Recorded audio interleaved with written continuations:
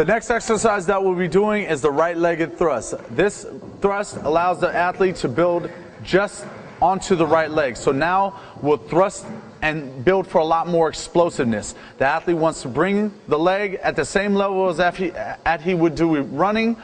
Same arm movements, same movements all the way through. But now the athlete wants to concentrate on just the right leg. So now that leaves the left leg for a dead movement. The left leg will just come and just be the balance and the support for all the way through. So my assistant Lengy will run that through right now.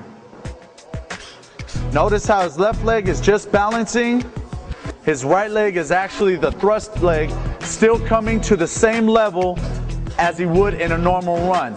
That allows him to do a lot more stress, a lot more work on the one leg, and now allows to balance all the way through. You want to make sure that your athlete is keeping that right leg just stiff enough to just balance and go all the way through.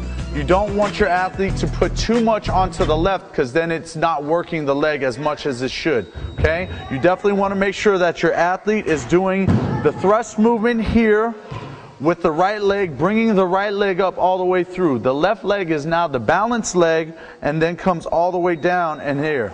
So the left leg is the balanced leg and the right leg is the power leg. So now you want to make sure that your athlete really works on the backward mobility of that arm. The further the arm comes back, the more that the leg comes up. So you really want to work on that flexing mobility. The muscles are just like rubber bands. They allow to stretch and expand, but they always retract to their original form. So now as the athlete pushes all the way through and stresses that leg, that arm works that stress the same way through. So now when he stresses that arm more, you stress the leg, and now gives a lot more motion to the arm and a lot more mobility to the leg, and now gives the opportunity for the athlete to work one side of the body and concentrate on the thrusting of the right leg.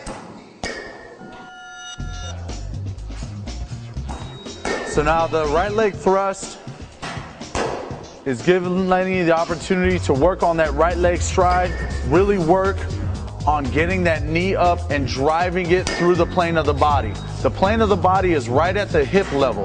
So if Lengy can get that knee past that hip level, that allows him to drive that foot down and get a lot more power in his stride and work all the way through. So now as Lengy works the right leg, the right arm, notice the right arm is creating a lot more backward mobility. The right arm is the counterbalance weight of the right leg. So now it allows him to go all the way through and allows him to shift his weight and go with the right just as far as he did for his stride. So in running, now the athlete wants to do these both, but in this exercise we're just counting on one leg and working on one side of the body.